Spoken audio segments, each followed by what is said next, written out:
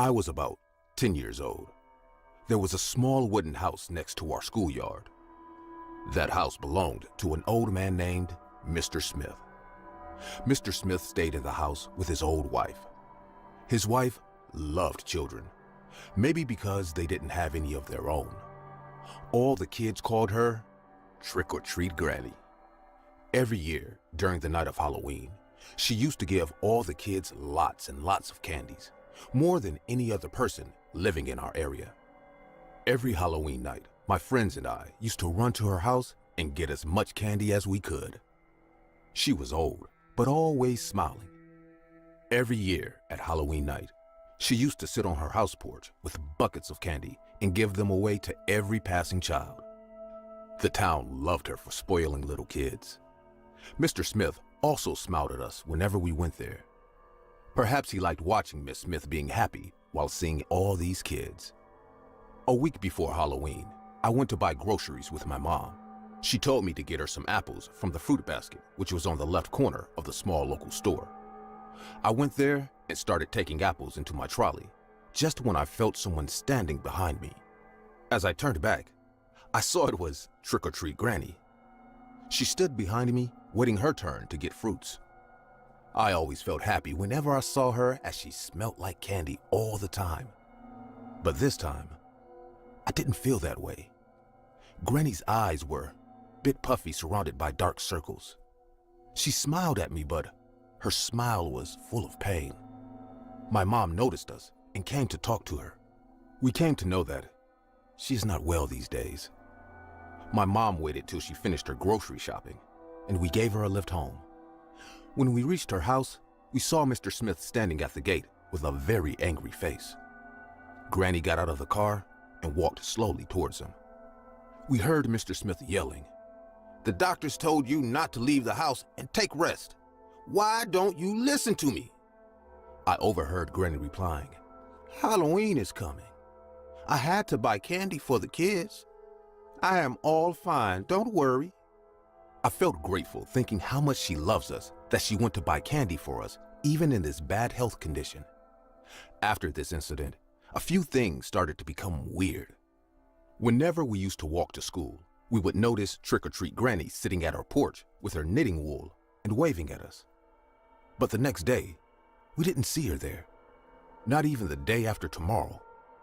We came across Mr. Smith 3 or 4 times, but he was always busy going somewhere. 2 days before Halloween, I went to the playground to play with my friends. On our way back, we took the road near Granny's house, just to check to see if she was sitting on the porch or not. As we reached the house, we saw Mr. Smith rushing to the house with another man who seemed like a doctor. We realized that Granny is still sick, and we all felt a bit sad for her. The Halloween fever took over our town, as every shop and hangouts started to get dressed in Halloween decoration. But just before 2 days of Halloween, we all came to know that Granny was being hospitalized for serious heart trouble. Mr. Smith had to stay with her in the hospital. Every kid got really sad, realizing Halloween will not be the same without her. But I prayed to God for her recovery and decided to visit her after she comes back.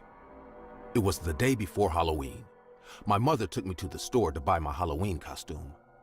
I always wanted to dress as Superman, so my mom bought me the magical-looking blue and red Superman costume.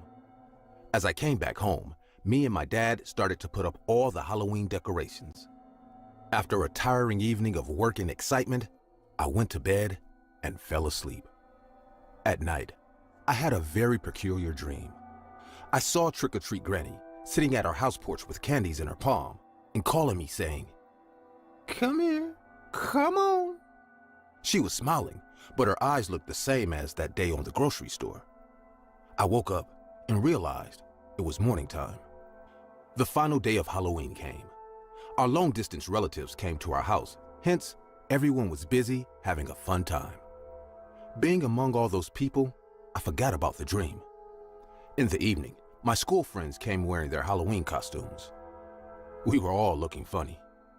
I got into my Superman costume and went out to collect candies with my friends. Every kid was busy collecting candies. My friends and I also went to the nearby houses and started collecting candies. The last house in our neighborhood was connected with our way to school. After collecting the candies from that house, my friends decided to head back home. I needed to pee badly, as I remembered drinking 2 cans of orange juice before leaving the house. I told my friend to start walking and that I will catch up eventually. Now, you can all understand peeing wearing a Superman costume was a tough job. I walked to the corner of the street and helped myself, which took me enough time.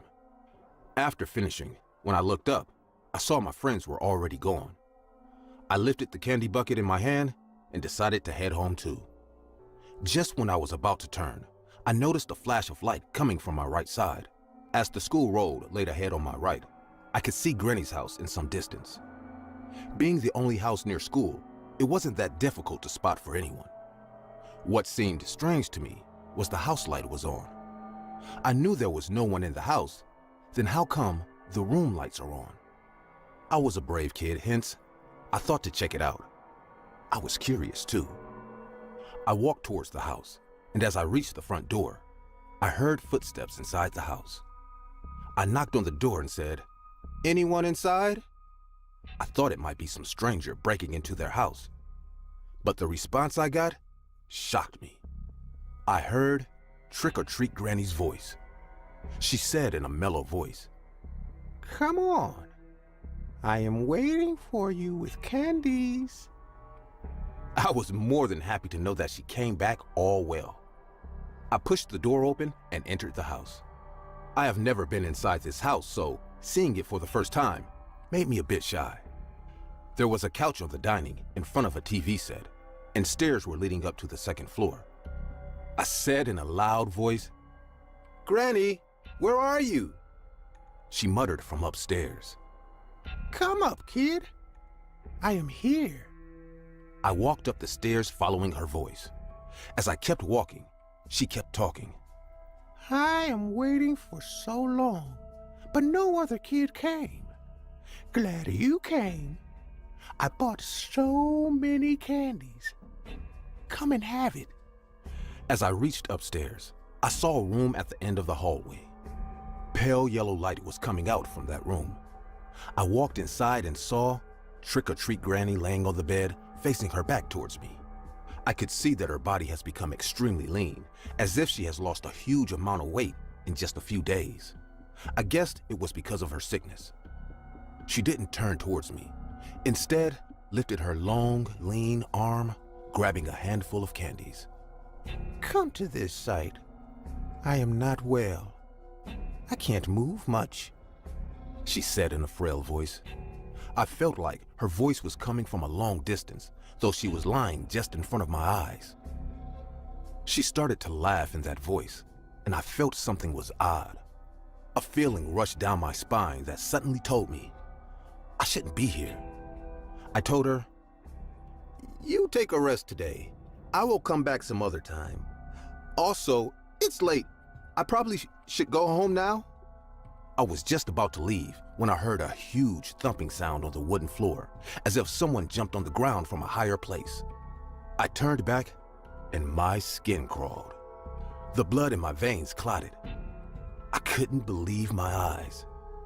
Granny was sitting on the floor like a frog. Saliva was dripping out of her mouth. Her eyes were blood red. She gave me a terrifying smile and said in a demonic voice, "Trick or treat," and started hopping towards me violently.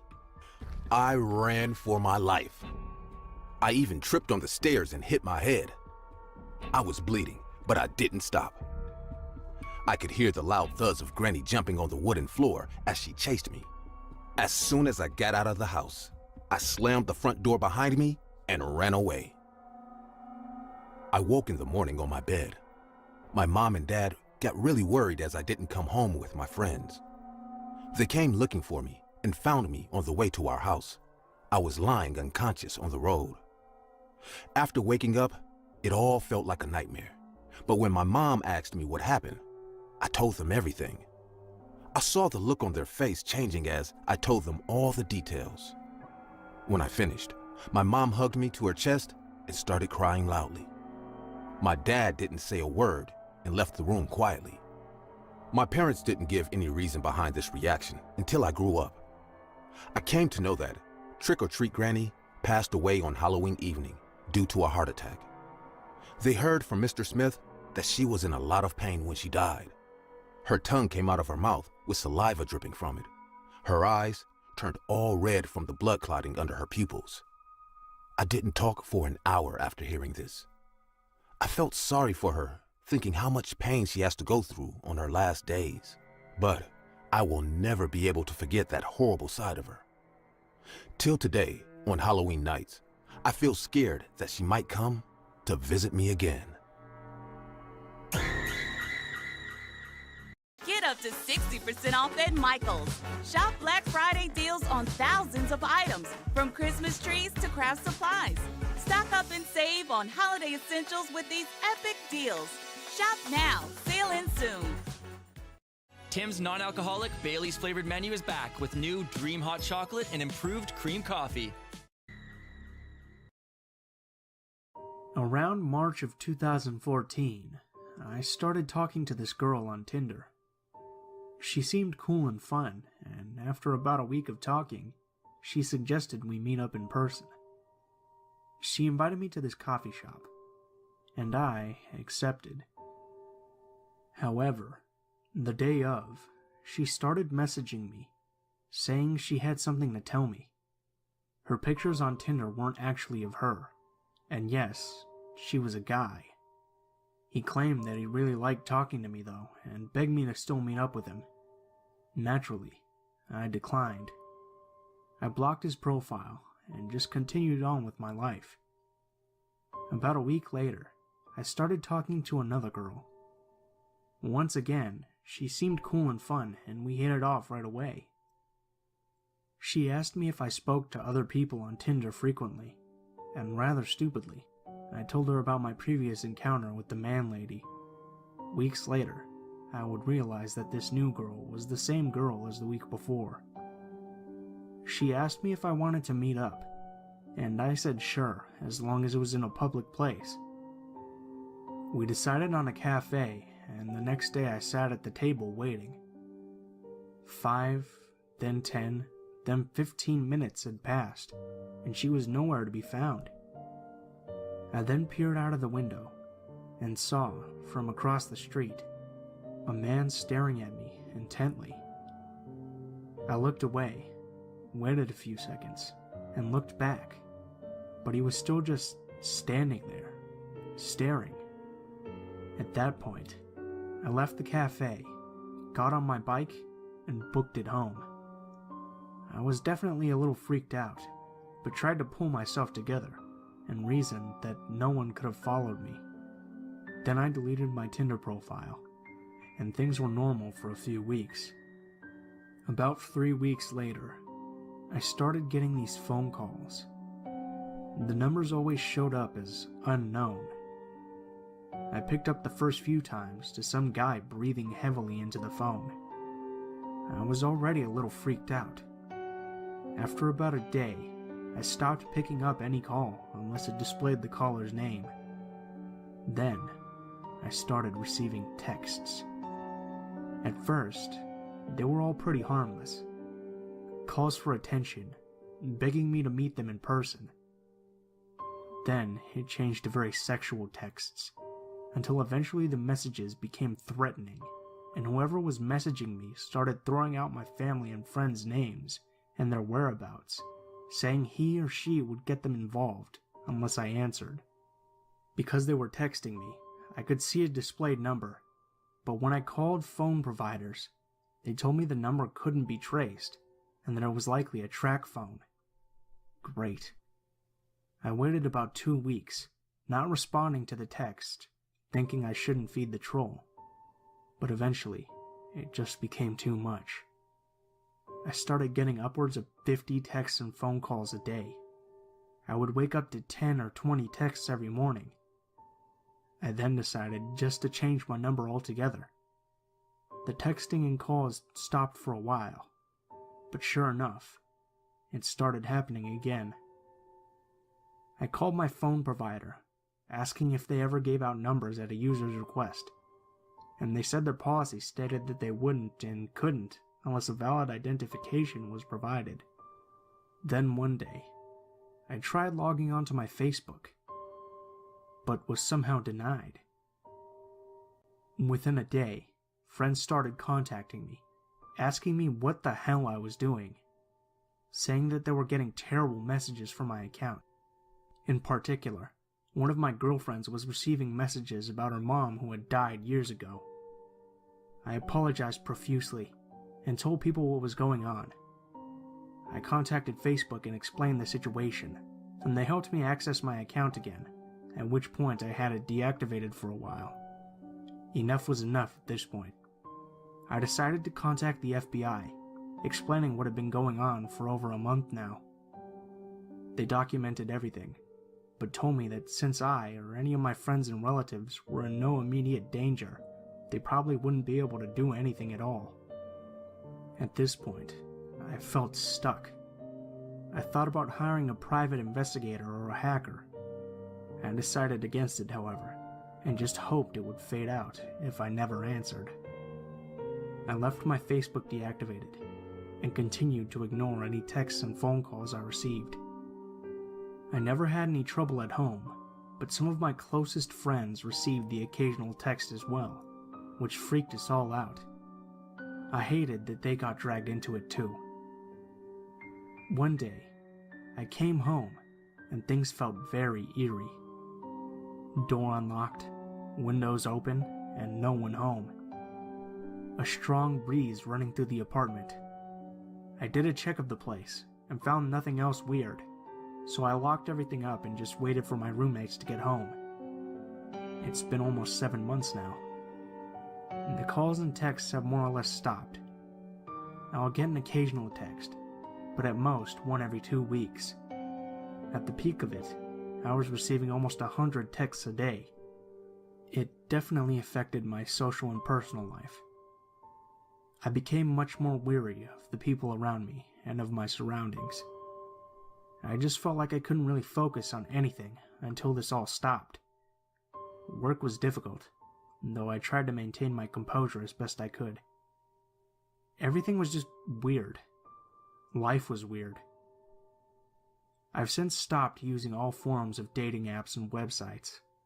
Things are getting back to normal at this point, and I just want to put it all behind me. I'm moving at the end of this year, so it'll be nice to have a fresh start in a new place. I'm not going to sit here and say that all dating apps are dangerous and that no one should use them, but definitely cover your bases.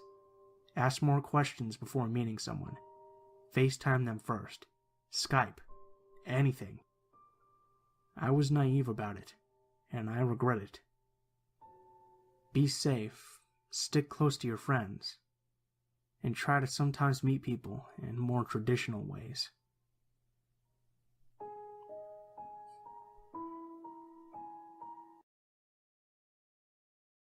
I started a tech job with an IP DT1 long-distance company. The company is no longer around, and honestly, I don't know how they stayed in business as long as they did. It was really a pyramid scam, but thankfully I was on the IT side of things, so I didn't have to sell anything. It was a small, typical tech support call center. The customers would call in, or Verizon, Quest, etc. would call in and say DT1 lines were down or outages. I was the only female on my team, having to prove myself and show that I can do anything my male counterparts could. It didn't take long, and the customers respected me for being able to handle things. After making my mark, I decided to take the 10-hour night shifts. I worked Wednesday through Saturday from 1 p.m. to 12 a.m., an hour lunch, and after 6 p.m., I was completely alone in the whole building. The rush to get out of the office by 6 p.m. was insane. I couldn't blame them, but I decided having 3 days off was better than 2. Like I said, I was by myself for most of the night. I would have to keep an eye on emails and make sure I answered calls. It was a very slow shift. I would get a lot of video game, reading, schoolwork, and writing done during this time. but sometimes I would just wander the building, walk around just to get away from my desk for a time. I would have the VoIP phone system connected to my cell phone so no calls would be missed. This allowed me to go get a soda, go get food, and so on. One time while I was up away from my desk, I was going down to the lunchroom to grab a soda. The vending machine was on the basement floor. The basement had a wall of windows and one set of security doors. Same for the main entrance, only there was one camera facing that door. But nothing else to really make you feel very safe. I didn't like going to the basement much because the back of the building faced an acre of dark woods. There was a walking path to the woods, but for some reason they didn't install lights for the walking path. Never really sure why that was, but it didn't help the creepy factor. Sometimes I would see animals run past, but other times I felt like someone was watching me. I always tried my best to make it fast when getting a soda or snack, but sometimes it didn't feel fast enough. So, one night I was making my way down to the basement of the building to get a soda. It was a slow, dragging night, and I needed a little caffeine for a pick-me-up. I counted my money as I walked to make sure I had enough to get in and out quick. But out of the corner of my eye, I saw something dart from the glass door back into the darkness. I stopped dead in my tracks and tried to scan the forest, but like I said, it was just blackness. I felt a bit of unease, and everything told me to turn my heels and go back to my desk. But it was 9 p.m., and I had a fair bit of time left on my shift before I could blow this popsicle stand. I tried shaking the feelings off and briskly walked over to the soda machine and made my selection. The soda dropped, and as I bent down to get it, I heard a loud ping noise. It was as if someone had hit the glass with something.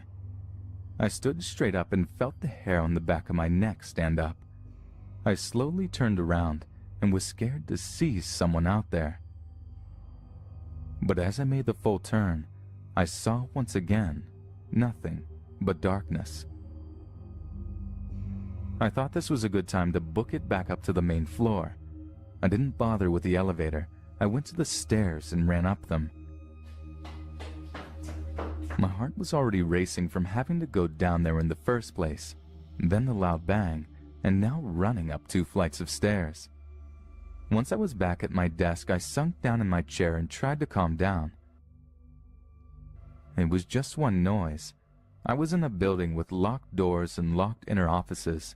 I kept saying over and over again in my head that it was nothing. I was relieved by that, but out of nowhere I got that feeling of someone watching me again. I peeked up over my cubicle wall and looked around my office. Nothing seemed out of place until I turned to face the front of the building. Outside the first set of doors was a slender, tall, dirty man. He was cupping his hands around his eyes to try and see past the reflecting of the lights inside. I dropped back down into my cubicle before he could catch sight of me. He didn't look like anyone I have ever seen at the office, and it was a little past 9 p.m. There was no good reason why he is checking out my office. As I sit in my chair, I hear the doors shake. I slowly stood up and watched him pull at the handles of the doors. They didn't budge, to my relief. But as I watched him, he turned to face me. His face looked bruised or dirty. I couldn't tell which. Once his eyes locked onto mine, he started to bang harder and smack the glass. I was so scared. It was the middle of the night. I was by myself and out in the middle of this office building complex. I grabbed my headset and dialed 911. While getting the operator on the line, the guy was walking back and forth from one side of the glass doors to the next. 911, what's your emergency? The lady's voice was direct. Yes, My name is Samantha, and I work at Spectrum IT Services building. I need someone to come out. There's a guy trying to break into my office building." While speaking with her, the guy disappeared from view. I tried to look in all directions, but I didn't see him. I knew that he wouldn't just walk off, not with how hard he was banging. Out of nowhere, a good-sized rock came out of nowhere and smashed against the door. I screamed and went under my desk. The operator asked what just happened, and I explained that a rock smashed against the glass door. She asked me if the glass was broken enough to let him in. I didn't want to stand up and look, but she told me to look in order to know where he was now. I crawled out from under my desk and just peeked over my wall and saw a huge crack down the first part of the door. I sank back down and told her to please have the police hurry. She said they were on their way. I have read many stories like this before, and people say that the cops couldn't get there fast enough, and they aren't kidding. It feels like time is standing still, and you can do nothing. Another smash against the door, but along with that, the sound of glass breaking. Sirens could be heard coming towards my building. It was music to my ears. I told the operator that the police had arrived and thanked her for all her support. I stood back up and looked over the cubicle wall, and the red-blue lights were flashing wildly. But the thing I didn't see was the man. The top part of the door was completely smashed, and the rock was laying on the inside of the entryway. One officer came to the front door, and others were out combing the area. I could see their flashlights moving all around the parking lot. The first officer to come in the building and greet me was a very kind man. He was patient with me and let me explain what I saw happen. Soon, my boss arrived and checked on me and then the damage. At some point, my husband was called and I told him I would be escorted home by one of the officers. I took the next few days off and started to look for another job that wasn't by myself at night. When I gave my statement, I explained to the officer that the person could be partnered with an ex-coworker who was fired a few weeks prior for stealing and just not showing up. He knew when people came and went. He knew where we kept the cell phones we were selling, not under lock and key, but under a desk of the provisioner. From smartphones to Blackberries, when they were still worth buying, plus VoIP boxes and phone cards. I went on to leave this job a month later and started at a credit card machine company. It was an office full of people, still a call center, but I felt safer, especially with the security and cameras all over the building. Like I said before, this company is no longer around. It was bought up by another company, and they basically liquidated all of the funds that were worth something. So, dirty man who tried to break into my office, let's never meet again.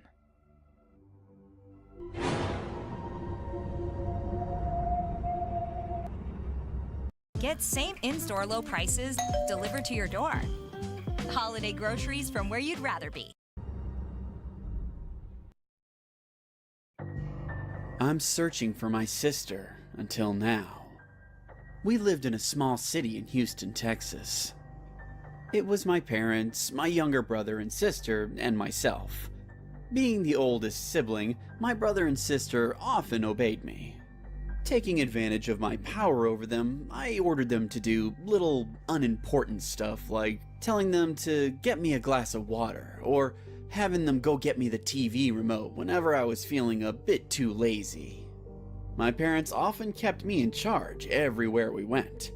Living in a small city can give one memorable childhood moments, but can also leave someone with a scar for a lifetime. Halloween used to be that one special festival that made our town people go crazy. From wearing costumes to backyard barbecue parties, the entire evening made this day super special for every kid. For one night, we could all eat as many candies as we wanted, and our parents wouldn't tell us no. I was 12 years old, and my brother was 8, and my sister was 5. Being excited for this big upcoming Halloween event, we all went to the city mall and bought our costumes. Our dad took us to some various shops. The day was just a blast. When we got back home, the whole town gathered in the city park and started preparing for the festival. Some families arranged barbecue grills, some put up flags and colorful decorations. Our family made some carved pumpkin heads, and a family in our neighborhood arranged all the candles. After working for most of the evening, we all decided to take a break and agreed to finish the rest of the work by tomorrow afternoon, which was the day of Halloween. After coming back home, I had a quiet family dinner as everyone was tired after a long day. My mother tucked my brother and sister in, and then came and tucked me in after I settled down in my bed. The three of us slept in a big room. My brother and sister's bed were on the left side of the wall, while mine was on the right side, just beside the doorway. Though I picked on my brother and sister, I no doubt loved them and felt like protecting them. Thus, I chose to sleep beside the door, like a big brother. Being the youngest, my sister used to get scared easily in the dark. She sometimes woke up crying, saying she had a bad dream. I'd then go to her and caress her head for a bit to make her fall back asleep. And I would do this while telling her I loved her unconditionally. That night, when everyone was asleep, I woke up hearing a heavy breathing and a soft sobbing sound coming from the other side of the room. I sat up in bed and rubbed my sleepy eyes to have a proper look around the room. As my vision slowly adjusted with the darkness in our room, I noticed my sister standing against the wall, just beside our bedroom window. At first, I thought something came into the room from the window, but I saw that the window was still locked. My sister was breathing heavily and kept staring at me with her frightful eyes. I asked her, "What is it? Why are you out of bed? Is it a bad dream again?" She nodded her head slowly and said in a sobbing tone, "There's a goblin in our backyard, and it's calling me." I got spooked at first, but then decided to go to the window and check it out myself. What if it's a burglar or someone with bad intentions? Then I might have to tell Dad. I gathered all the courage I had and went up to the window. My sister clasped my hand with her little palm and kept shaking her head, gesturing no.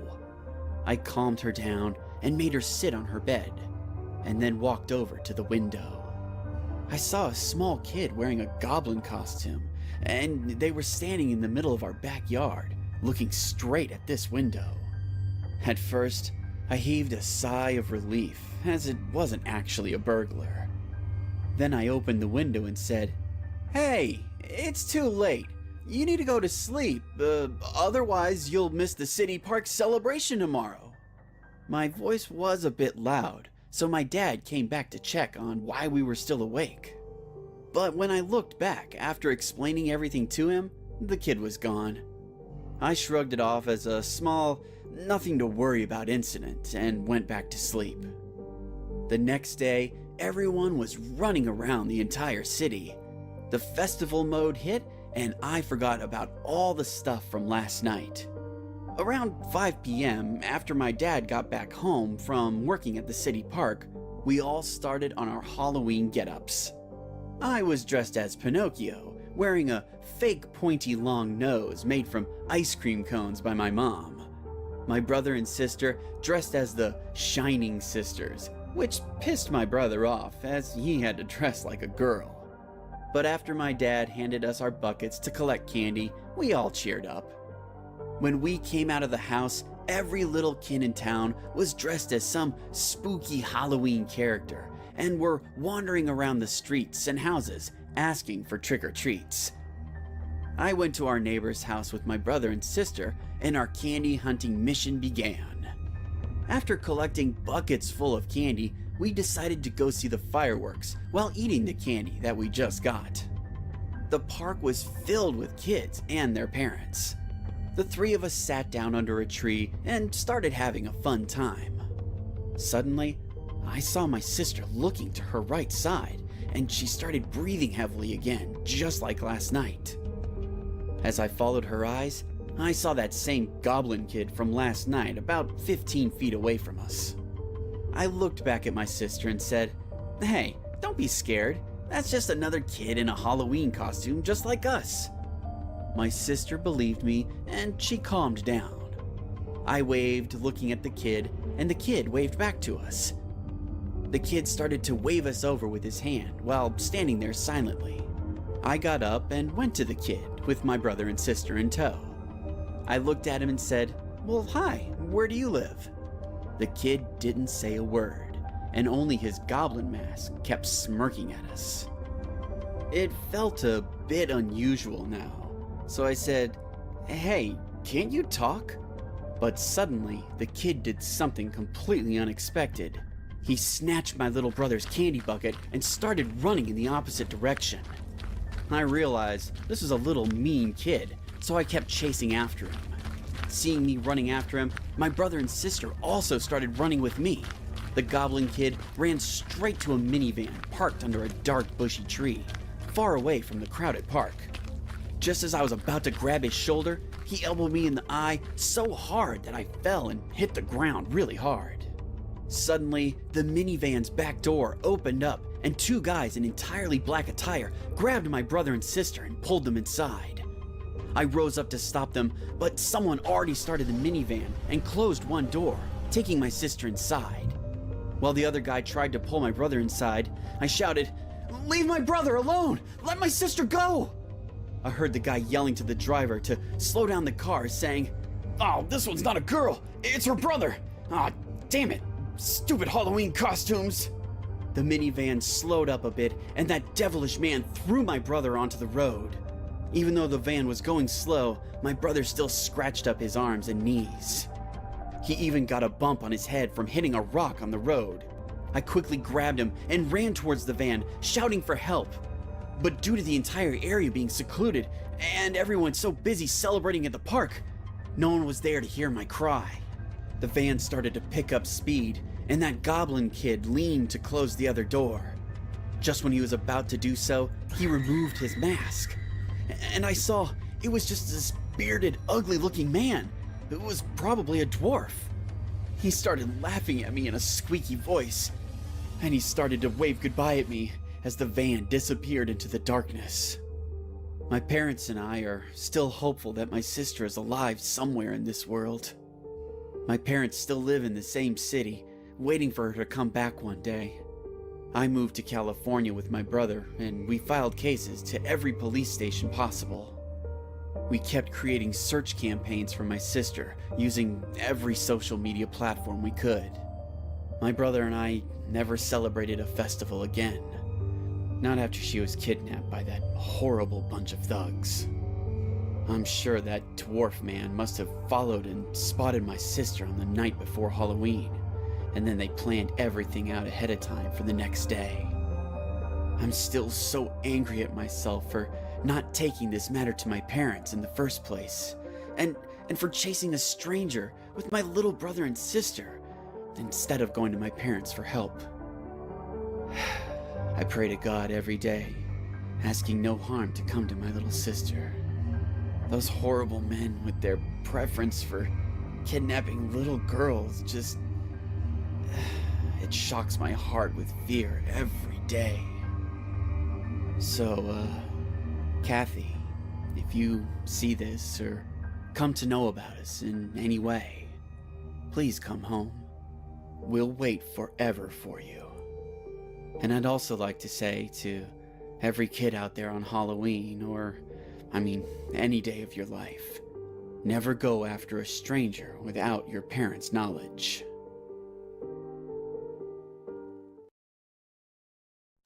This happened to me back in the summer of 2018. Just thinking about it now still gives me chills to this day when I consider what could have happened to me that night. I'll start by giving a little backstory. I'm a 24-year-old male who lives in Minnesota. I was staying with a friend who lives in Chicago. We've been friends since sophomore year in college, so I was really looking forward to catching up with him since our departure after graduation. I was only visiting him for a week, and then I would be on my way home. During the evening, My friend, who we'll call Steven, and his mother went out to go get food, and I decided to stay behind for the simple fact that I just wanted to get settled in for the night. However, the house became extremely hot, so that's when I decided to get out of the house and go walk around the neighborhood. Now, something that you should know about me at this point is that I'm a frequent walker, especially at night. It really calms my nerves whenever I'm on edge, or when I just need to get away for a while. I'm a really antisocial guy in a way. After about 10 minutes of walking, I came across the neighborhood park, and just to kill some time, I decided to go explore it. This park was massive. There was a baseball field enclosed by a walking trail that went on for about a mile, and there was also a small basketball court.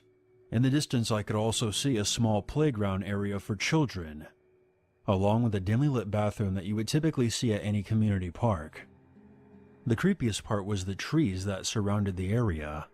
Even though it was a park, it kind of put you in the state of mind that you were standing in the middle of a forest preserve. I didn't have any fears about walking around this park at night, because Steven always assured me that his neighborhood was safe for the most part. "Nothing ever happens here," he would always say. But he was mistaken. I decided to keep walking, and I eventually came across a small park bench, so I decided to sit down and enjoy the night breeze for a little bit. I was at peace when I suddenly heard a rustling noise coming from the nearby trees. I quickly turned around, and there was nothing there. Might have been the wind, a bird, or maybe a squirrel, I thought. After about 5 minutes of relaxing, I pull out my phone to see a text from Steven. It read, "Hey, we just got back. Where are you?" I was about to respond when I looked up to see a car pull in near the playground a few yards away from where I was sitting. This was pretty odd, seeing how it was about 9:30 p.m. But I didn't know much about this area, so I dismissed it as being completely normal. A few minutes go by, and I thought that someone would exit the car, but they didn't. It was at this point that I started to feel a little on edge.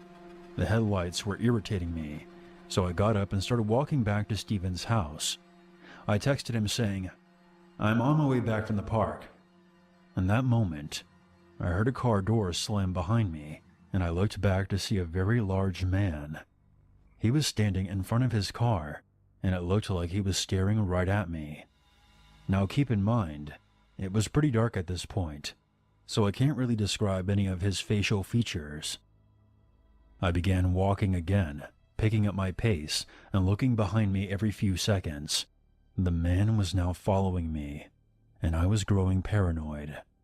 "I don't want to die tonight," I thought to myself. Suddenly, I noticed out of the corner of my eye, 2 men emerged from the trees in the darkness.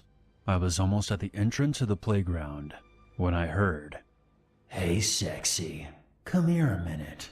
You want to have some fun tonight?" I was scared shitless at this point. Adrenaline started to kick in, and to this day, I still believe I did one of the stupidest things I've ever done. I turned around to face the men head on and yelled, "Fuck off! I'm not in the mood for games tonight." At that moment, a large hand covered my mouth from behind, and it was suddenly harder to breathe. I tried to scream, but the gloved hands just held me tighter. I started to feel lightheaded, and everything turned blurry. I then blacked out. I woke up in a car, still feeling lightheaded. My hands were tied, and my belt was unbuckled. I immediately noticed that all 4 of the car seats had men in them, and I was sandwiched between 2 of them in the back seat. "What's going on?" I said in a hoarse voice. "We're going for a ride," the driver said. I felt weak and sluggish as I desperately tried to move my body, but a sharp blow to the side from one of the men sitting beside me stopped me in my tracks. There was no way I could fight 4 guys bigger than me. I started begging for them to let me go, and they responded by just laughing at me. Tears ran down my face as I struggled to get my hands free, but it was useless. I felt nothing but fear and anger and overall embarrassment. The car started to back out of the parking lot, when suddenly there was the sound of the back window glass breaking. 3 of the men immediately got out of the car to check it out. What the hell just happened? One of them yelled. You sickos let him go now! I recognized the second voice as Steven. With the car doors open, I took the opportunity to escape. Desperately stumbling onto the pavement, I looked up to see Steven holding a rock in one hand and a tree branch in the other. I already called the police on you fuckers, he said. I started to gather my strength and joined my friend in the standoff. We were outnumbered, but I wasn't going to let him fight these men on his own. He was like a brother to me, and where I come from, you protect your family. In the distance, we heard the sound of sirens. The men quickly hopped back in the vehicle and booked it out of there fast. I immediately noticed the car didn't have any license plate. I'll skip through the police details, because it was just the usual. They took my statement and told me that they would let me know if anything happens. The week passed without further incident. The day that I was getting ready to go back to Minnesota, I was trying to block out everything that happened as best as I could, when Steven said, "You could have been Michael." "Who's Michael?" I asked. He then told me that when he was in middle school, he had a friend named Michael. They used to play together all the time at that playground. One day a stranger approached them. The man claimed to be a friend of Michael's dad. To make a long story short, he never saw that man or his friend Michael ever again. Wayfair's Black Friday Savings Spectacular is on now. Plus, get fast and free shipping on everything. Last night, I was watching That 70s Show reruns, eyes heavy and mind in a daze. I was starting to fall asleep when I awoke to what I thought was a loud by the patio door. The chocolate chip cookie I was halfway through slid off my hand, somersaulting down my torso, as this noise brought me to an awakening twitch. Just an animal, I thought, or the house settling. Eric Foreman is so goofy. Donna is way out of his league. Eric is lucky. I like this show. Back to sleep. This time from the ceiling. I shrieked. What the hell is that? This time, I sit up, with upright posture, like I'm ready to focus on any minute detail that strikes my senses. I turn the kitchen light on, just out of a general state of fear, without really any concern about anything being in the kitchen. I check the back deck from the thump from before. That's super weird, I think. Nothing else happens, so I start to relax some. I'm not really worried at this point, but a little on edge. I'm a college student, spending the summer at home with my parents, working in downtown DC. They're at the beach, so I'm alone in this rather large house. It's 10:36 p.m. when the door knocks. Seriously, I think? No, again, if I were on the set of a horror movie, or had just been watching something scary for that matter, I would have drawn an immediate connection between the thump noise and the door knocking unusually late at night. But neither of these things applied to me at that moment, so I didn't. I was still kind of anxious about those thumps, but when the door knocked, my attention immediately forgot about the noise that was likely nothing to worry about.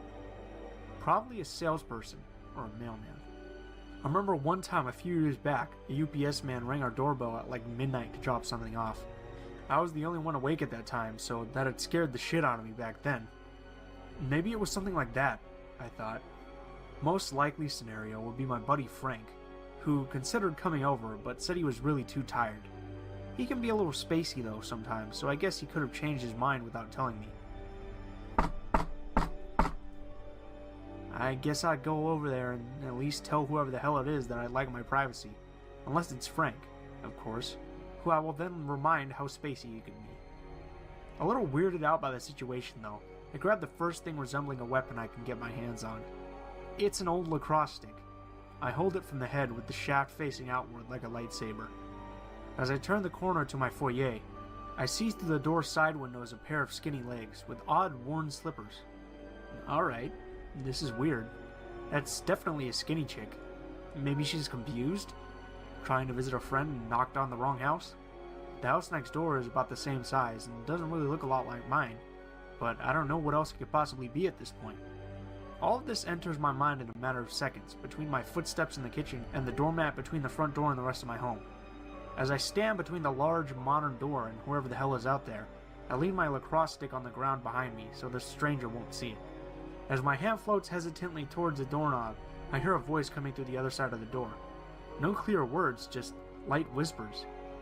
I assume someone must be with the Slippers girl, because I haven't even opened the door yet, and as far as I can tell, this person hasn't even seen that someone is home.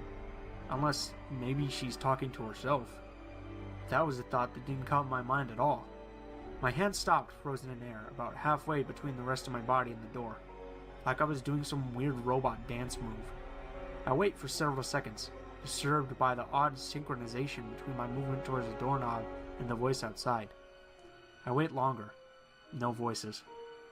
I take a deep breath through my nose and out through my mouth. I open the door about 3/4 way quickly, like a toddler anxious and curious to discover the monster in their closet. I stick the right half of my body out, facing two dark, feminine figures on my front porch. The first thing I notice is those beat-up slippers. I look up from there, my head and neck tilting slightly upward to see the rest of her. Straight, black hair, uncombed, matted in different directions. She looked sickly, shaking in the cold, with a hooded sweatshirt and tiny khaki shorts. She's about 5'3" and looks 13 years of age, staring straight forward, which for me, at about 5'9", standing on a raised surface above my lowered porch, is at my pelvis. In the dark, I cannot make out the features on her face, but I could tell something about her was awkward. The way she stood there, off balance, her neck tilted to the left side like a chewed up, overused doll. Before I can react in any way, I observe her partner, about a half foot behind her and to the left. A noticeably younger girl, maybe 9 years old, but with about an inch on her older sister, wearing a ragged dark blue shirt, black pants, and rain boots. She had similar black hair, though she didn't have the same bizarre demeanor as her older sister. I look down at these two girls, and I have no idea how long it has been since I opened the door. Have they said anything? What do I say? This is fucking weird. Can I help you two? I mutter out in the tone I typically use talking to kids, but with an undertone of chill in my voice. I stutter some when I'm nervous or excited, and here, I could barely make out a word. Hello, sir, please. We are cold, and would like to use the phone. The younger one says, her head facing straight forward. Her tone, it was like nothing I had ever heard. It was feminine, sure, but each word left her mouth fully independent of the one before. Like they were just words being spit out of a machine and placed in the correct order by a third party. Almost like a robot. But she was clearly human. A young girl I'm speaking to, yet somehow very, very far off. She didn't sound her age. She sounded at least 14, maybe 15. But she looked no older than 10. Why did she speak to me and not her older sister? What is going on here? Is her older sister shy? Mentally handicapped? Am I dreaming? What does she mean about using my phone? It was like she was speaking off of a script and mixed up her question. I wonder if she meant to ask me something else. Not sure how to respond to this arbitrary question, I manage. Well, I'm not sure what you're asking. Are you two lost? First, nothing. Just stares, straight forward, directly ahead, as if with no visual awareness. Then the younger one says, Please, sir, we are alone and need to call home. Let us in. Her response, with the same monotone voice, didn't really answer my question. It was like she was speaking without any concern over what I was saying, just when it was time for her next line. And the last part, let us in. Like a command, completely separate from her prior polite and candid requests. Trembling in fear and confused, with a strong sensation telling me something was horribly wrong, I said, Well, I'm sorry, but I can't let you into my house. You'll have to just stay here while I grab a phone and call for you. I couldn't leave these two kids just stranded out here, but I knew Something in the pit of my stomach just told me I couldn't let them in. I was scared shitless. The two just looked straight forward, not responding, and suddenly the older one, who has yet to move or say anything, changes her expression completely. She squeezes her fists as they shake at her sides as if in great pain, and without moving her face or pale neck, makes a smile, showing all of her teeth at once. They were sharp, inhuman, like an animal's. At this, I make an obvious, loud scream of terror. The younger one notices my fear and looks up at me. In her pale face, her eyes. Blackness. Pure black. No clear iris or retina, like two black marbles. Then I noticed her silent, smiling older sister's black eyes as well. A grotesque nausea fills my stomach, closing in on me, choking me. I'm frozen. I can't manage a scream. I just can't. I'm lost in fear. My entire body speeds up, tingling, numbing, and I lose myself. Finally, after what feels like several minutes, I let out a noise of horror that I don't think I've ever made as I close the door in front of me and retreat to the safety of my house. My body is shaking. I stand, crying, trembling in front of my door. I need to reach my cell phone, which is in the family room, and I can hear that 70s show in the background, which brings me some relief, but it sounds off now. Foreign. Almost like another language in my fearful state.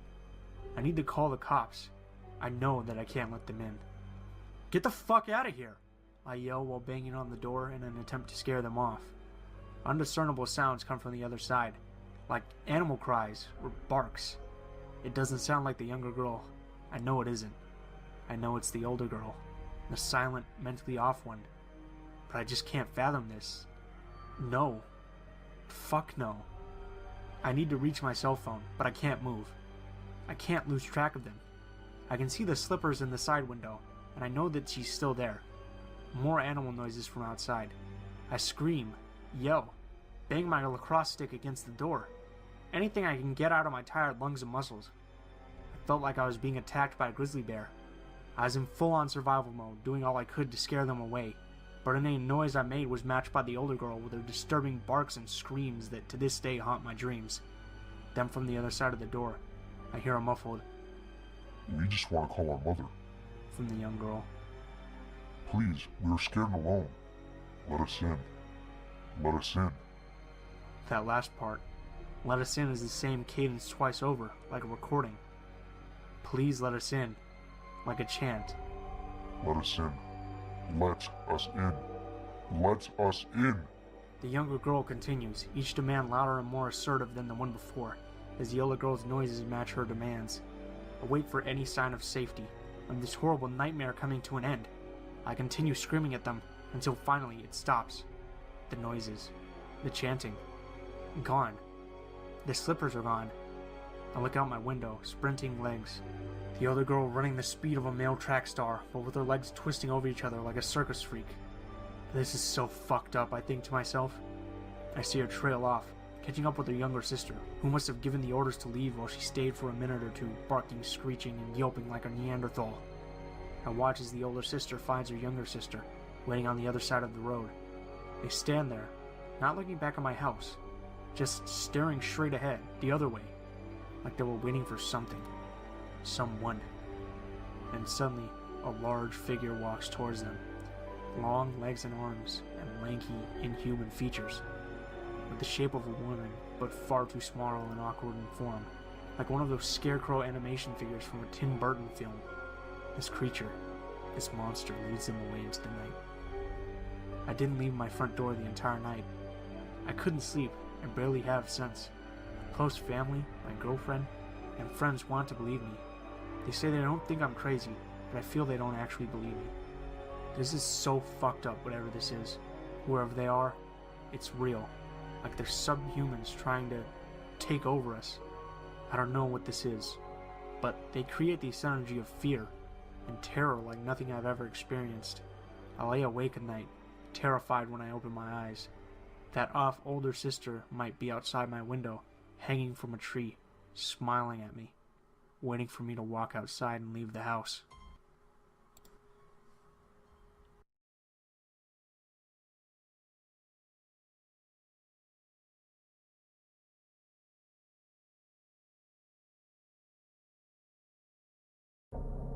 I had 3 really good friends, and their names were Kevin, Ryan, and Tommy.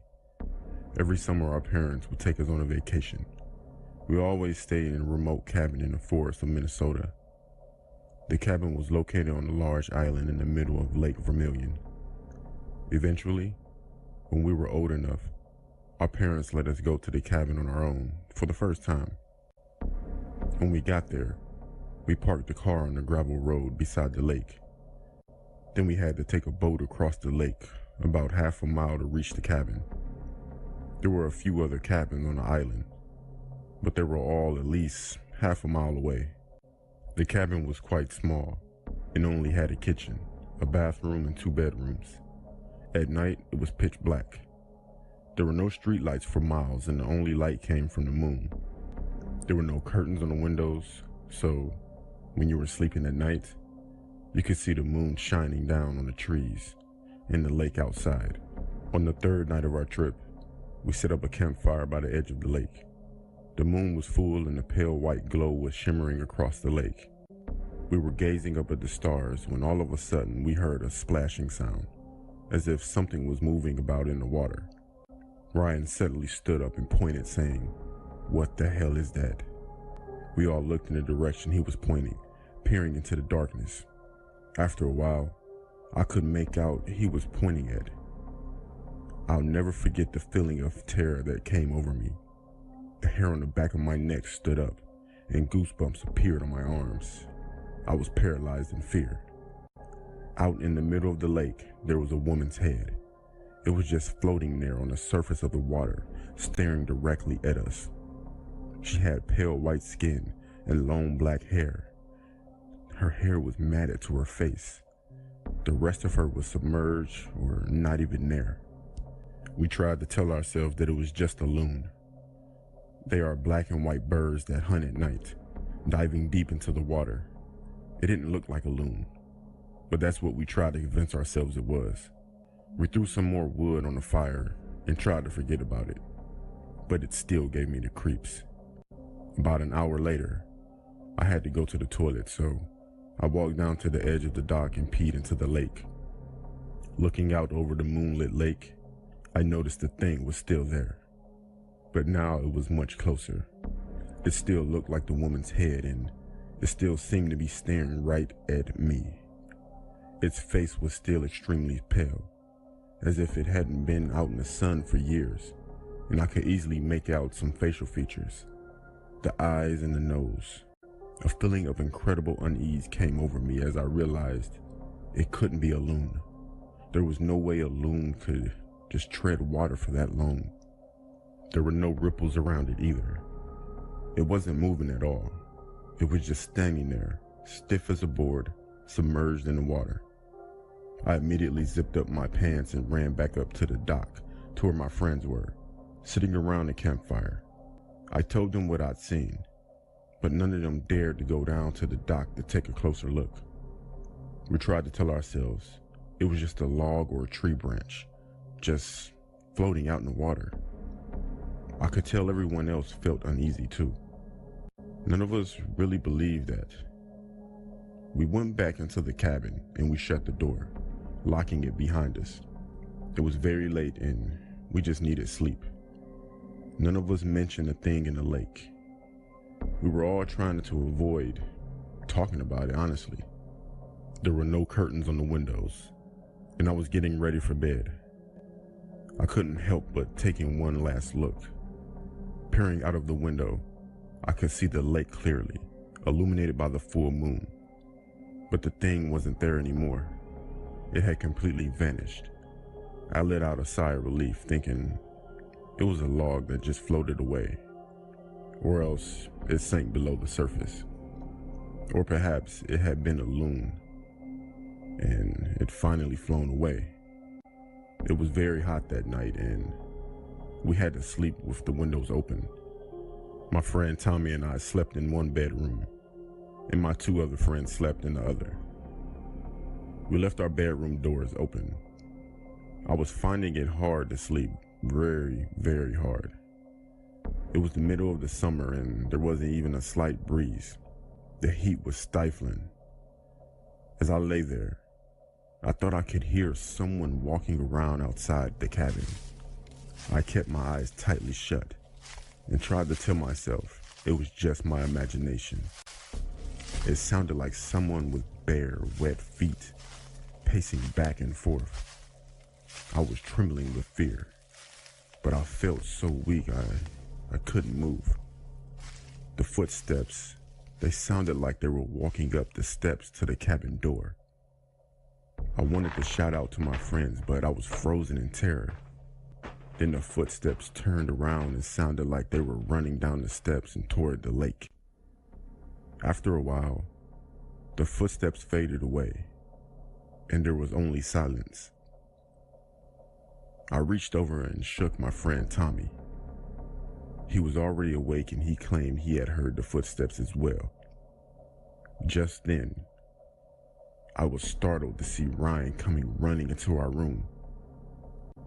When he stepped into the moonlight, I could see his face, and the expression on it was very, very disturbing. He told us we need to leave. I asked why. What did you hear? He said, let's just go. He insisted. Let's get to the boat and it's time to go. He wouldn't answer. He just ran back into his room. We followed him and found Kevin sitting on his bed, already packing up his things. Ryan was running around frantically grabbing his stuff and stuffing it into a bag. What's wrong? I demanded. Ryan, what the hell is wrong with you? Tell us. He just stopped in his tracks and stared at me. There was a haunted look in his eyes. I would never forget what he said. He told us he was turning over in his bed to get more comfortable when he suddenly saw at the top right corner of his window, someone was peeking in. As soon as he set his eyes on it, the face vanished. He said all he saw was long black hair hanging down the window, ghostly white skin, and one large eye staring at him. When he said that, it chilled us to the bone. We realized that if the face was in the top right corner of the window, that meant the thing had to be damn near 8 feet tall, or else floating in midair.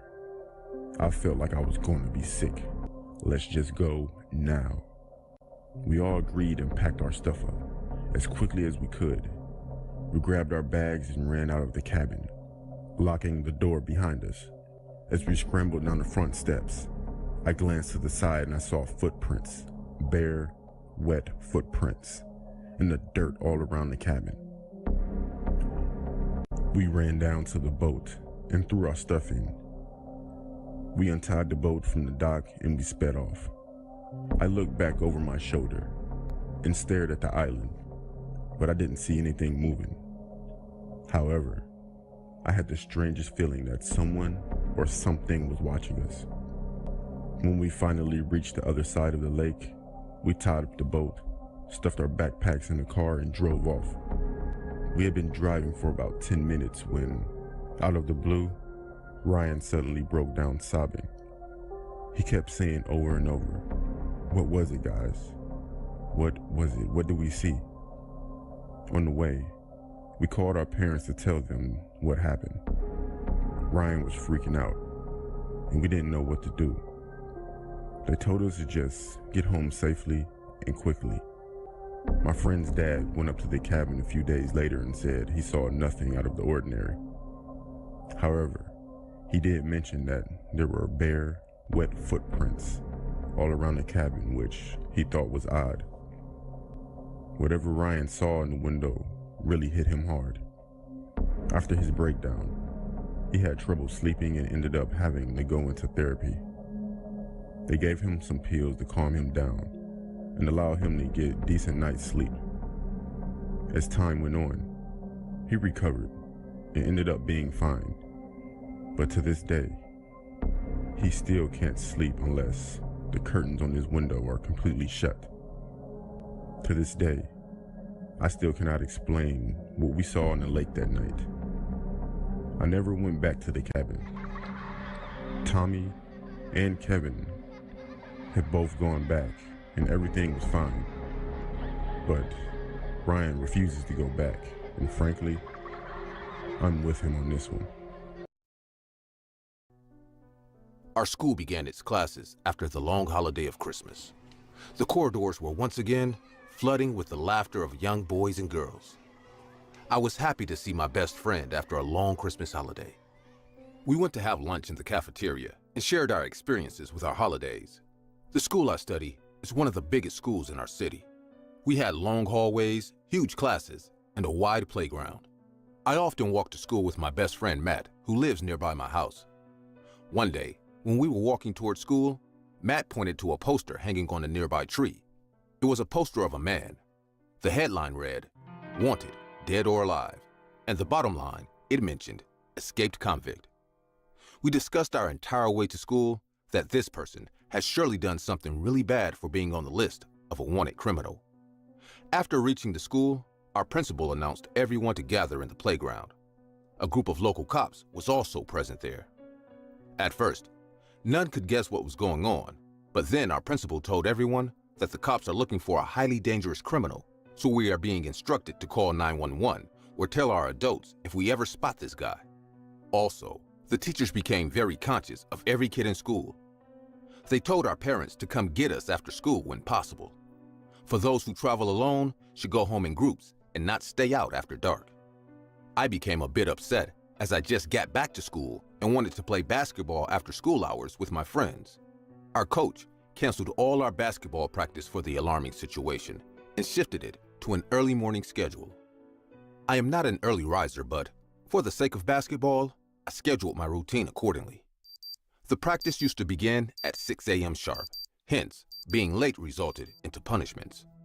Our school often pressurized on cleanliness and community services, so for those who came late into practices, were often given tasks such as swiping school corridor or working in the cafeteria or arranging books in library and so on. One night, Matt and I had a sleepover at one of our friends' house. We decided to play a video game before going to bed. Everyone planned to play for an hour as we had basketball practice the next morning. After an hour, Matt and my friend Jack went to bed, but I wanted to play a bit more. I told them I will wake them up at the right time so they don't have to worry about me. But in the morning, I obviously couldn't wake up on time. It was 6:30 a.m. when I opened my eyes. I realized my friends have already left for their practices, and I cursed them from my heart for not waking me up. When I reached the ground, I saw them warming up and laughing at me. I knew they played a hideous prank on me so they could see me getting punished. I ran to our coach and started to apologize. Though being one of the coach's favorites, the coach told me that I will be punished like everyone else. The rules are the same for everyone. Without arguing much, I agreed with him. The coach told me to clean the backside of our playground and get the tools from the school basement. The backside of our school ground was a popular smoking zone among the high school seniors, hence, it was dirty all the time.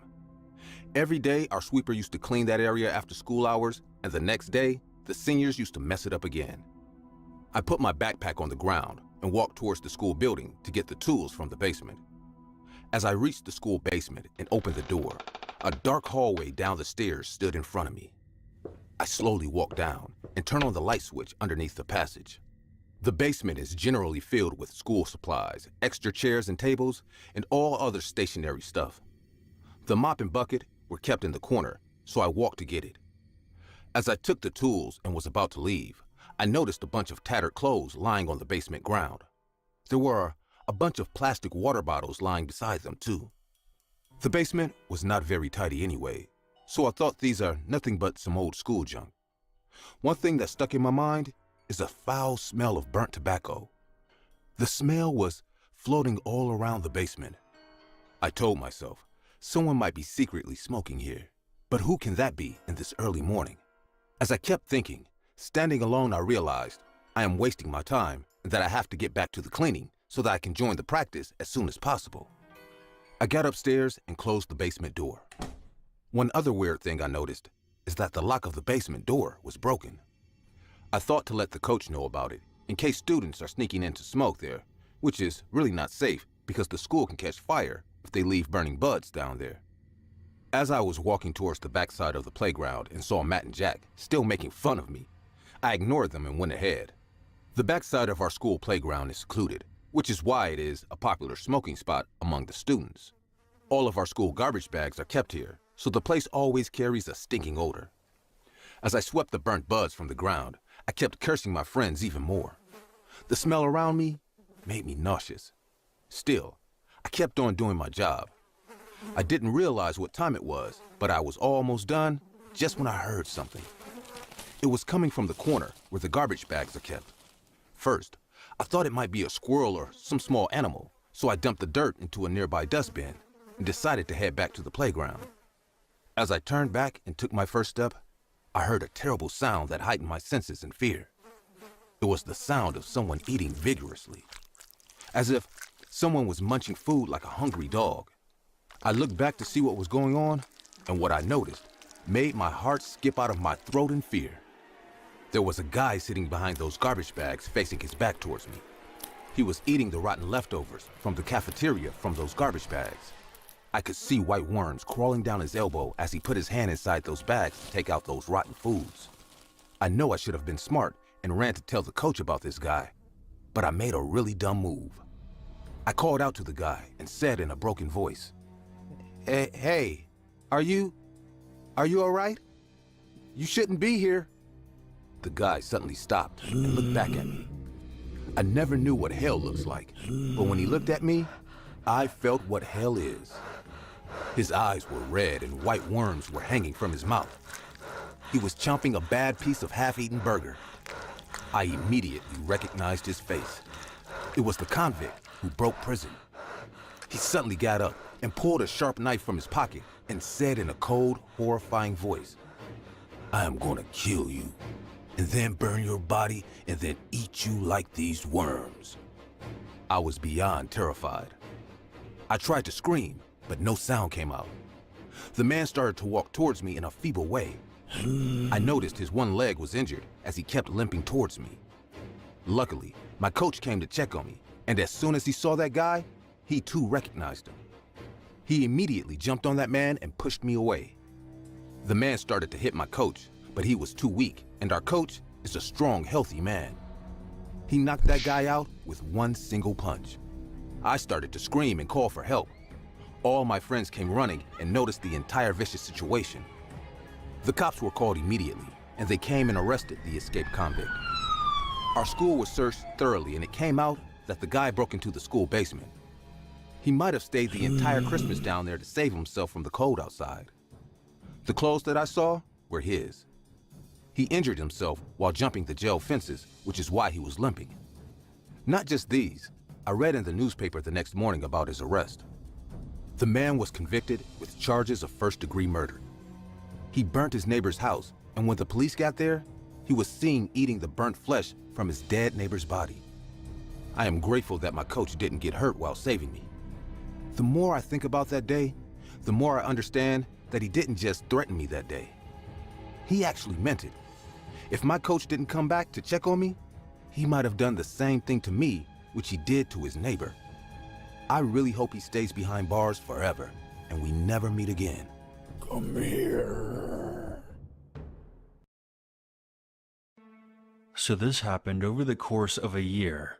In the fall of 2005, I moved into Goldstein Hall for my freshman year of college. Goldstein Hall was your typical 3-story dormitory, built in the 60s, and had seen better days. My room was your typical cinder block dorm. It wasn't very fancy, but it was home for the year. I quickly threw myself into the college lifestyle. Classes, sports, parties, and living on pizza. Things were normal at first.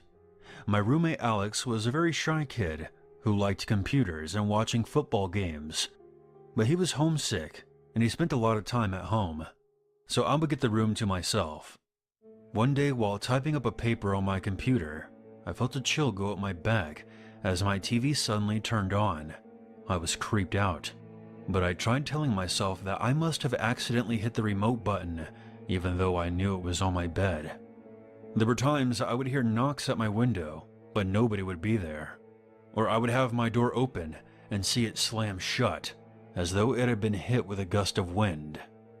One day I came home to find my radio was on, even though I knew I had turned it off when I left for classes that day. I would see books being out of place, and there was this one time that my Phillies baseball cap, that I couldn't find for a week, suddenly appeared on top of my computer. Every once in a while, I would smell the strong smell of cologne in my room, despite the fact that I don't wear cologne, and Alex was almost never in the room. Each time something weird happened, I always tried to explain it away to myself, with less and less success. The weirdest incident of that semester happened when Alex and I were sitting in the dorm, watching Thursday night football. When out of nowhere, our microwave came on for about 5 seconds, and then stopped. Alex and I looked at each other for a moment, not saying a word. Then we went back to just watching the game. He wound up skipping his Friday morning classes and immediately went home the next day. The end of the semester came, and Alex decided that he was going to transfer out of the school. I wasn't too surprised, because I knew that he wasn't really into going here. After finals, I decided to be nice and help Alex load up his car. My family wasn't going to pick me up for winter break until the next day, so I had no problem with helping the guy move out. We had just finished packing up Alex's car in the parking lot, and we started to say our goodbyes, when Alex suddenly looked at me with a serious expression on his face. He then said, "I don't know how you can stand being in that room. You know what I'm talking about." I then let out a deep breath. "Yeah, I know. I'll be fine." We then shook hands, and I watched Alex leave Goldstein Hall for the last time. Luckily, nothing weird happened that night, and over winter break I managed to convince myself that I was just having an overactive imagination. The new semester started in mid-January of 2006, and I was excited for my new roommate. This time it was a guy named Matthew, who was redshirting for the football team. Matthew was pretty nice, although I didn't have a lot in common with him. Matthew stayed for about the first week of classes, and then immediately switched to another dorm. He didn't even say a word to me about it. I came home from classes one day, and all of his stuff was gone. When Matthew left, all the strange stuff that had been going on in the previous semester started up again. I was willing to deal with the weirdness of the room, because I liked having a double room to myself, for the price of a single room. As a means to cope, I started drinking more. Hey, I was 19 at the time. I learned to ignore it when a weird chill went around the room, or when my favorite sweater would be on my bed instead of in my closet where I had left it, or when I would fall asleep in my bunk bed and hear rustling on the bunk above me, even though it should have been empty. Denial is a beautiful thing. The year eventually started to wind down, and in early April, I wound up getting really drunk at a lacrosse party. And we're talking really drunk, like just short of being hospital drunk. My friends Mason and Ryan walked me home that night, and I remember them helping me get into my bed and placing a trash can right next to it just in case I got sick. I then fell into a deep, drunken sleep. Suddenly I felt water splash across my face. A guy that I didn't recognize stood over me, holding a water bottle. From what I could make out in the dark, he was a short, stocky guy with blonde hair and brown eyes. He yelled at me that there was a fire and that I needed to get out of the building. Confused as to how he got into my room and still being pretty drunk, I somehow managed to grab my phone and stumble out of the building, with the fire alarm blaring and the sprinklers going off. The guy was right behind me until I lost him in the crowd of residents and RAs who were standing in the parking lot in front of the building, waiting for the fire trucks to arrive. It turned out that some genius in his drunken state tried to set off firecrackers in the common area on the second floor, which started the fire.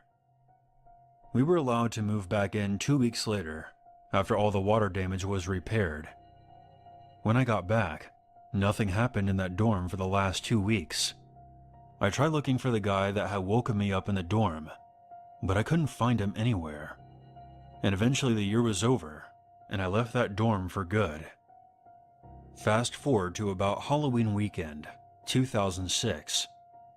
I moved back home and switched to commuting to school because, frankly, I had had enough of the dorm life experience. I made friends with a kid in my drama class named John. John was your typical theater nerd, and we got along pretty well. That Saturday afternoon, we were working together in the library for a test. Given that it was Halloween weekend, John and I started talking about our weird experiences. That's when I mentioned that I had been subjected to weird occurrences at Goldstein Hall.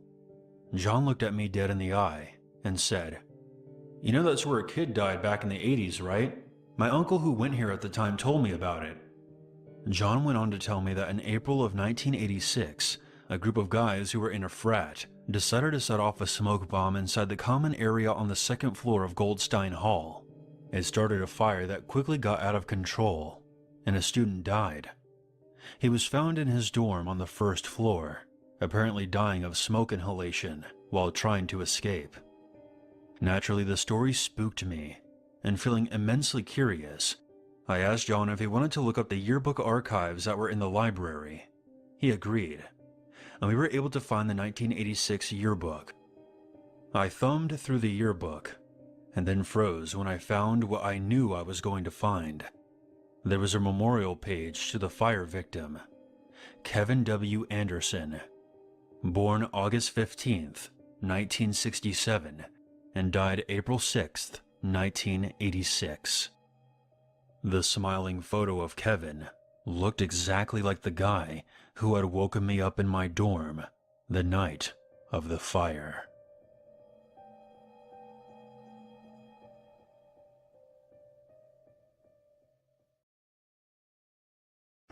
When I was 22, I moved 1,000 miles away from my Midwest home to the beautiful foothills of Tennessee. I had a new job, new car, and a nice apartment, but didn't know a soul outside of work. If my phone rang, I expected to hear a faraway family member or my long-distance boyfriend who was still in college. This was a landline, no cell phones yet. Despite being very alone, I was managing well with the excitement of all the new things in my life. I had only lived there about 2 weeks when the unwanted calls started. The first call, a man's friendly voice asked what I was doing. I couldn't place him and thought maybe it was one of my cousins or uncles. I have a huge extended family. I ask him his name, he laughs a little, and his tone gets dark, a bit angry, and he says, "You know exactly who this is, darling." I pause, deciding if this guy simply called the wrong number or is a creep. I choose the former, laugh, and politely tell him he has the wrong number. He then recites my brand new, unlisted, unpublished phone number and my name. What the fuck, I thought. An intense chill races through me. I've only given my new number to my parents, sister, boyfriend, apartment manager, and employer. I'm new to the city in this lovely southern state. He does not like it that I tell him he called the wrong number and starts yelling at me, then tells me in a much calmer voice the many vulgar things he's going to do to me. I hang up and brush it off. He calls again around 1 a.m. I tell him to screw himself and hang up. He keeps calling, so I unplug the phone and return to sleep. However, as days go by, the calls continue and escalate. He starts mentioning personal things about me, said he liked the white quilt on my bed, knew what was in my fridge, that he's allergic to cats, I had one, and then asked me if I was in love with Mary. As I listened to his words, I was standing in my kitchen looking at the calendar taped to the fridge. It had Mary written in pink on the 17th with a heart around it, because Mary is my sister and the 17th is her birthday. I started shaking and crying, because suddenly I realized this creep has been in my apartment. I was alone, with no friends or family to run to for the night. It was me versus a creepy mystery man. I didn't sleep much that night. Early the next morning, I talked to the apartment complex manager before heading to work, telling her what had happened and that I want the locks changed that day. She gets a weird look on her face, and after a long pause, says she knows who's been in my apartment and that it won't happen again. What? I thought to myself. It turns out she had a creepy, rapey maintenance guy who noticed a young woman moving into an apartment alone and that I was his new pet. She had the locks changed immediately and promised that she would personally keep the other key. Although the calls stopped, I was paranoid for a year as I came and went from my apartment because I never even knew what this guy looked like. I moved out the moment my lease was up. Only after thinking about it years later did I realize that her weird expression likely meant that it had happened before. Plus, she didn't even fire him. I regret not calling the cops. I was young and naive.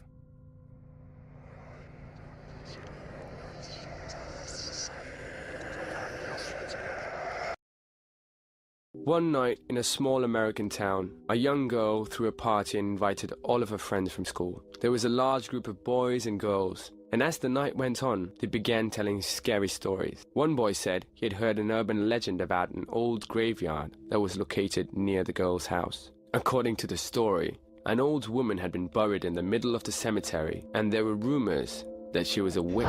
They said that if someone stood on a grave at night, she would grab them and drag them down into hell. I would never go near that graveyard after dark, another boy said. You're all a bunch of morons, laughed the girl who owned the house. It's just a silly superstition. I can't believe you take it seriously. The boy who had told the story turned to her and sneered. It's all very well to be brave when you're safe and warm in your own house. I think you'd have a different attitude if you actually went down to the graveyard. It wouldn't make a difference, replied the girl haughtily. Okay, then prove it, said the boy. We'll all go down to the cemetery and wait outside, while you go in and stand on the old witch's grave. A grave doesn't scare me, said the girl. I'll do it right now. You'll have to prove you really did it, said the boy. Otherwise, you might chicken out. He took a knife from the kitchen drawer and handed it to her. Stick this knife in the grave, he said. Then we'll know you were there for sure. The group of kids set out for the graveyard, and when they reached the old iron gates, they gathered in a circle. All of them stared at the girl. She tried to pretend she wasn't scared, and she hoped that they didn't see her shivering in fear. With the knife clutched tightly in her hand, the girl walked through the old iron gateway and made her way through the darkened graveyard. In the moonlight, the tombstones and the trees cast strange and unnerving shadows. Eventually, she came to the old woman's grave. There is nothing to be scared of, the girl told herself. It's just a stupid story. Crouching in front of the headstone, she whispered, I'm not afraid of you. Then, she raised the knife above her head and thrust it into the earth. Take that, you old witch, she chuckled. The girl was about to turn and leave when she felt something holding her back.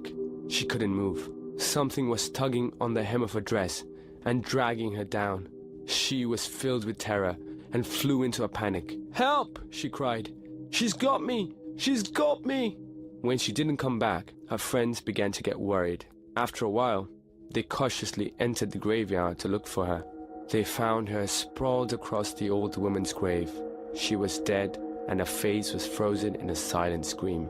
Without realizing it, she had plunged the knife through the skirt and had pinned herself to the ground. That was what had been holding her. The poor girl had been so terrified that her heart gave in, and she died of fright.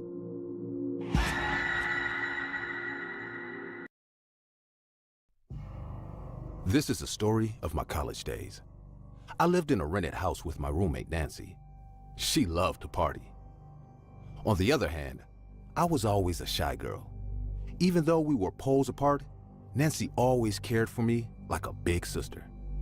She used to drive away bullies for me, took care of me whenever I felt sick. This is why I could never say to her. I admired her for being kind-hearted, even after being one of the popular girls on the campus. Our house was on the outskirts of the city. There were hardly 10 to 12 houses in our residential area. Nancy and I used to go to college together in her car. The day was 31st October, Halloween. After waking up in the morning, I went to the kitchen to make coffee. Nancy's bedroom was on the left side of the kitchen.